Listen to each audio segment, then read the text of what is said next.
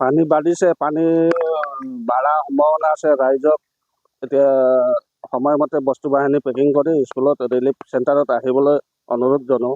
বৰ্তমান ৰড্ডুবা, দিবং ফাকিয়াল, আলুবাৰী, দিবংবাৰী এইকেইখন গাঁও প্লাবিত হ'ব মানে আমাৰ এইটো চাইডে। আমাৰ ইয়াততো গৰাখহনীয়াটো বন্ধ হ'ল জানো, কিন্তু বন্ধ হ'লতো হ'ল, কিন্তু এতিয়া বৰ্তমান আমাৰ এই নদীৰ সমস্যাটো হ'ল কি, এই মাথাউৰিখন যদি দিয়া হ'লে আমাৰ ৰাইজৰ সুবিধা হ'লে হয়।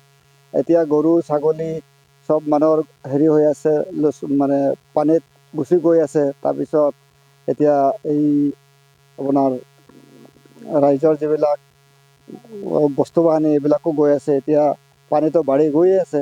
এতিয়া মেইন প্ৰব্লেমটো হ'ল কি, মাথাউৰিখন যদি দিয়া হ'লে আমাৰ ৰাইজৰ বহুত এটা ভাল হ'ল হয়। এতিয়াতো আমি নিৰাপত্তা ঠাইত যাব লাগিব, নহ'লেতো এতিয়া আৰু আমাৰ উপায় নাই। প্ৰত্যেক বছৰে বছৰে এই পানীটো আহিয়ে থাকে, মানে এইটো মিছেই নাই, সদায় বছৰে বছৰে আহে পানীটো। আজি যোৱা ৰাতি 3টামান বজাৰ পৰা উঠি দেখিছোঁ পানীয়ে পানী, চাৰিওফালে পানী।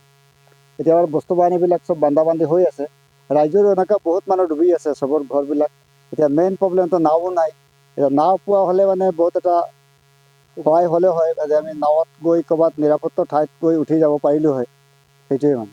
আপোনালোকৰ গাঁওখনৰ নাম? গাঁওখনৰ নাম হ'ল ৰড্ডুবা। জেগা জেগা সেই পানীটো এই ৰড্ডুবা, দিবং ফাকিয়াল আৰু বৰফাকিয়াল যিটো ৰোড আছে, তাতো জেগা জেগা পানী পাৰ হৈ গৈ আছে। আৰু এতিয়া বৰ্তমান যেনেকৈ পানী বাঢ়ি আছে, মানে মানুহ এতিয়া যোৱাটো পাৰ হোৱাটো মুস্কিল হৈ যাব। যিকোনো খবৰৰ বাবে যোগাযোগ কৰক আমাৰ এই নম্বৰত 9181 307 221।